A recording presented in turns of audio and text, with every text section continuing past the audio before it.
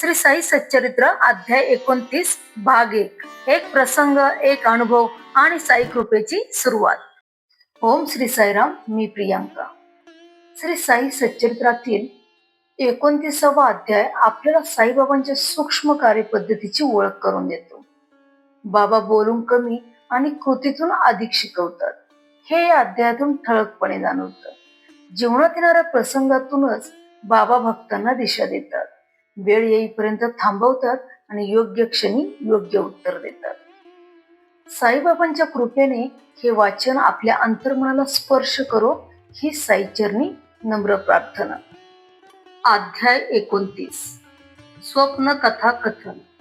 श्री गणेशाला नमस्कार असो, श्री सरस्वती देवीला नमस्कार असो, श्री गुरु महाराजांना नमस्कार असो, श्री कुलदेवतेला नमस्कार असो, श्री सीता व श्री रामचंद्र यांना नमस्कार असो, श्री सद्गुरु साईनाथांना नमस्कार असो. मागच्या अध्यायात जे कथन केले त्यापेक्षाही या अध्यायात श्री साईबाबांचे कल्पनातीत कौशल्य मी कथन करतो. कथेची संगती मागचीच आहे. इसवी सन 1916 साली बाबांची आगात लीला ऐकून त्या वर्षी एक भजनी मेळा शिर्डीत दर्शनाला आला. ही सर्व मंडळी प्रवास करीत होती. त्यांनी मद्रास म्हणजे आत्ताचे चेन्नई येथे बाबांची कीर्ती ऐकली होती आणि काशी यात्रेला जात असताना वाटेत ती मंडळी शिर्डीला थांबली. साईबाबा थोर, उदार व दान करणारे महान संत होते.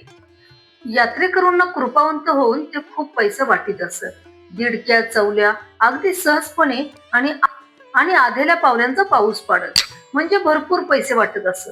कोणाला 10, कोणाला 20 तर कोणाला 50 रुपये ते देत असत.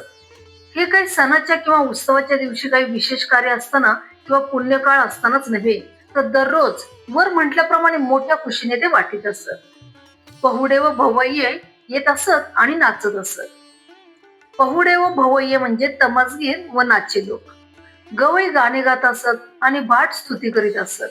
तमासगीर मुजरे देत असत आणि हरिभक्त भजन करण्यात रंगून जात असत.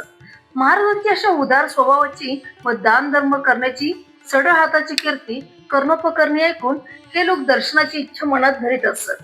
कधी मनाला आले तर बाबा प्रवाशांनाही पैसे वाटीत असत. साईनाथ दयेची मूर्ती होते. दीनदुबळ्यांच्या गरजा व दुःखे काय आहेत याची ते विचारपूस करत असत आणि त्यांना मदत करीत असत. एक पुरुष 3 स्त्रिया मिळून म्हणजे आपण स्वतः, पत्नी, मेहुणी व मुलगी मिळून अवघ्या 4घांचा तो मेळावा संत दर्शन घेण्यास उत्सुक होता. साईबाबांचे दर्शन घेऊन ही मंडळी समाधान पावली आणि दररोज नियमाने त्यांच्या पुढे प्रेमपूर्वक भजन करू लागली. त्यांचा संप्रदाय रामदासी होता. रामदासी म्हणजे समर्थ रामदासांनी तयार केलेला. ते अत्यंत उत्साहाने भजन करीत असत आणि बाबा देखील मनात आल्यावर रुपया 8 आणे त्यांना देत असत. कधी त्यांना बर्फी देत असत तर कधी रिकाम्या हाती परत पाठवित असत. बाबांची ही नेहमीची पद्धत होती, परंतु निश्चित असे काहीच नव्हते. पैसे वाटीत हे तर खरे होते, यात मुळीच खोटे नव्हते, परंतु ते सर्वांना देत नव्हते. त्यांच्या मनाचा कोणालाच पत्ता लागत नव्हता. फकीर, फुकटे व भिक्षकरी सदा बाबांच्या दारी येत असत, परंतु बाबा जरी दयाळू होते तरी ते दान धर्म सर्वांनाच करीत नसत. ज्याची लाभ काळाची वेळ येत असे त्यालाच ही संतांचा स्पर्श झालेली भाग्याची सुख परवडी कवडी लाभत असे, म्हणजे पैशाची सुख समृद्धी लाभत असे. याविषयीची एक गोष्ट ऐकून श्रोते संतुष्ट होतील. ती त्यांच्या पुढे ठेवून मग पुढची वाट आपण धरूया. प्रातःकाळची न्याहारी आटोपून बाबा जेव्हा मशिदीत धुनीजवळ खांबा शेजारी बसत असत तेव्हा आमनी तेथे येत असे. बाबांच्या कोंडाजी नावाच्या भक्ताची मुलगी होती, जिचे नाव आमनी होते. ती 3 वर्षाची नागडी पोर हातात जिन तानाची उघडी डबी हातात घेऊन आई जमलीसह ती वेळ साधून घाईघाईने येत असे. जिन तानाची डबी म्हणजे पानाबरोबर खाण्याच्या किंवा तशाच तोंडात टाकण्याच्या तपकिरी रंगाच्या स्वादिष्ट बारीक गोळ्यांची चपटी लहान डबी. उघडी डबी हातात घेऊन आई जमलीसह ती वेळ साधून घाईघाईने येत असे. आमनी बाबांच्या मांडीवर बसत असे आणि डबी बाबांच्या हातात देऊन बाबांचा हात धरून बाबा रुपय्या रुपय्या असे म्हणत असे. बाबांना मुलांचे भारी वेड होते. ती पोरही गुबगुबीत व सुंदर होती. बाबा तिचे मुके घेत असत, हाताने कुरवाळीत असत आणि तिला पोटाशी धरीत असत. बाबा तिला पोटाशी धरीत, पण आमनीचे चित्त रुपयाकडे असे. खिशाकडे पाहत ती म्हणे, बाबा दे ना मला, दे ना. आमनीचा तो पोर स्वभाव, परंतु थोरा मोठ्या नाही पैशाचा तसाच लोभ असतो. ते स्वार्थ साधण्यासाठीच धडपड करतात. परमार्थासाठी क्वचित एखादाच प्रयत्न करतो. पोरगी बाबांच्या मांडीवर बसलेली असे आणि तिची आई कठड्याबाहेर दूर उभी राहून मुलीला खुनवत असे. रुपया देईपर्यंत तेथून हलू नकोस. मग बाबांनी रागावे, म्हणावे, तुझ्या बापाचे मी काय लागतो काय? उठल्या सुटल्या माझ्या मागे लागतेस. निरुपयोगी फुकट खाऊ मेली. परंतु हा राग मात्र बाहेर दाखवायला असे. आतून हृदयात प्रेमाच्या लाटा उसळत असत. मग खिशात हात घालून ते रुपया बाहेर काढी आणि तो डबीत घालून ती घट्ट झाकली की खट्ट आवाज होत असे आणि डबी हातात पडताच ती पोर लगेच घराची वाट धरीत असे. हे तर न्याहारीच्या वेळी होत असे. तसेच जेव्हा बाबा लेंडीवर जायला निघत असत तेव्हाही आमनीला 1 रुपया देत असत आणि रागावत देखील असत. अशा तऱ्हेने दर दिवशी 2 तिला म्हणजे त्या लहान मुलीला, 6 त्या जमलीला, 5 दादा केळकरांना, 2 भागोजी शिंद्यांना व राधाकृष्णबाईला, 10 ते 15 तात्या कोते पाटलाला, 15 ते 50 फकीर बाबाला व 8 गोरगरिबांना ते नित्य नेमाने वाटीत असत. आता या सर्व पैसे रुपयांची बेरीज केली तर रोजचे 90 रुपये होतात. इतके रुपये बाबा त्या काळी रोज वाटायचे. म्हणजे केवढा हा राजेशाही उदारपणा. उगाच नाही त्यावेळच्या सरकारने बाबांवर आयकर लावण्याच्या दृष्टीने तपास करण्याकरता एका अधिकाऱ्याची नेमणूक केली होती. असो, अशी उदारपणे दान करण्याच्या स्वभावाची कीर्ती त्या मद्रासी मंडळींनी ऐकून साहजिकच पैसे मिळण्याची आशा उत्पन्न झाल्याने बाबांसमोर भजन करण्यास सुरुवात केली. बाहेरून ते भजन भावभक्तीचे वाटते, परंतु आतून त्यामागे पैशाची मोठी हाव असे. बाबा पैसे देतील या आशेवर ती मंडळी शिर्डीत राहिली. त्यातील 3घांना बाबांनी खूप द्रव्य द्यावे अशी फार इच्छा होती. परंतु त्यातील मद्रासीच्या पत्नीचा साईचरणी भजन करण्याचा शुद्ध भाव होता. पावसाळ्यात आकाशातील ढगांना पाहून जसा मोर आनंदाने नाचेल किंवा चंद्राला पाहून चकोर पक्षी आनंदित होईल, तसेच बाबांना समोर पाहून तिला प्रेम उत्पन्न झाले. एकदा दुपारची आरती चालू असताना कृपामूर्ती साईंनी तिची शुद्ध भावाची अवस्था पाहून तिला प्रभू रामचंद्राच्या रूपाने दर्शन दिले. इतरांना नित्याचे साईनाथ, तर त्या बाईच्या नजरेला जानकीकांत म्हणजे सीतेचे पती श्रीराम दिसले. तिच्या डोळ्यातून घळघळ घळघळ अश्रू वाहू लागले. ती दोन्ही हातांनी टाळ्या वाजवित होती आणि त्याबरोबरच डोळ्यातून अश्रू ढाळीत होती.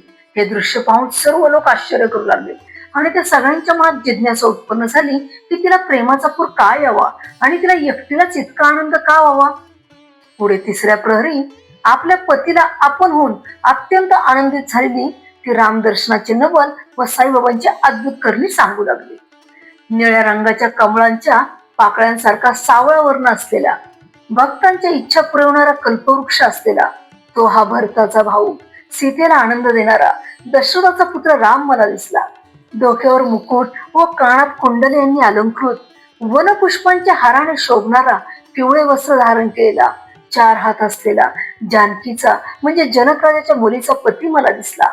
शंख चक्र व गदा धारण केलेला, छातीवर श्रीवस्त खूण असलेला, कौस्तुभ मणी गळ्यात घातलेला तो हा मनोहर रूप असलेला सर्वश्रेष्ठ पुरुषोत्तम मी पाहिला. माणसाचे रूप धारण केलेला, विष्णूचा असामान्य अवतार असलेला, सीतेची प्राण धारण किंवा उत्साहवर्धक चेतनमुक्ती असणारा, मन आकर्षून घेणारा, धनुष्य धारण करणारा श्रीराम मला दिसला. बाहेरून दिसायला जरी हा फकीर दिसत असला, दारोदारी भिक्षा मागत असला, तरी मला तो जानकी जीवन मनोहारी धनुर्धारी श्रीराम दिसला. वरवर जरी हा अवलिया दिसत असला, कोणाला मनात कसाही दिसत असला, तरी मला तो जानकी जीवन मनोहारी धनुर्धारी दिसला. बाई मोठी भाविक होती, पण तिचा पती अतिशय स्वार्थी होता. स्त्रियांची जात अशीच भोळी असते. या ठिकाणी रघुपती कोठून कसा येईल? मनात जसे असते तसे भोळ्या भाविकांना दिसते. आम्हा सर्वांना साई दिसतात आणि हिलाच रामाचे रूप कसे दिसेल? असे वेडे वाकडे नाना तर्क करून त्याने तिची अवहेलना केली. परंतु बाईच्या मनाला खेद वाटला नाही. तिला खोट्या कल्पना करणे माहीत नव्हते. ती पूर्वी मोठी अधिकारी असल्याची तिची भारी प्रसिद्धी होती. म्हणतात तिला प्रहरी सुखदायक रामदर्शन होत असे. पुढे तिला द्रव्याचा लोभ सुटला आणि द्रव्यापाशी देव नसतो म्हणून रामदर्शन बंद झाले. लोभाचा असा हा नैसर्गिक गुण आहे. साईबाबांना तिची सर्व हकीकत ठाऊक होती. त्या बाईची वाईट प्रवृत्ती आता नाहीशी झालेली जाणून त्यांनी तिला पुन्हा रामाचे दर्शन दिले आणि तिची इच्छा पुरी केली. हे वाचन तुम्हाला अंतर्मुख करणारे वाटले असेल, मन शांत झाले असेल किंवा एखादा विचार मनात रुंजी घालत असेल तर तुमचा तो अनुभव कमेंटमध्ये जरूर लिहा. अशा अनुभवांची देवाणघेवाण साई भक्तांना एकमेकांशी अधिक जवळ आणते. अशाच अभ्यासपूर्ण आणि भावपूर्ण साई वाचनासाठी हा व्हिडिओ लाईक करा आणि साई कृपेचा हा प्रवास पुढे सुरू ठेवण्यासाठी चॅनलला सबस्क्राईब करा. तुमचा प्रत्येक प्रतिसाद मला अधिक प्रामाणिकपणे वाचन सादर करण्याची प्रेरणा देतो. साईबाबांची कृपा आपल्या सर्वांवर सदैव राहो ही साईचरणी नम्र प्रार्थना. ओम श्री साईराम.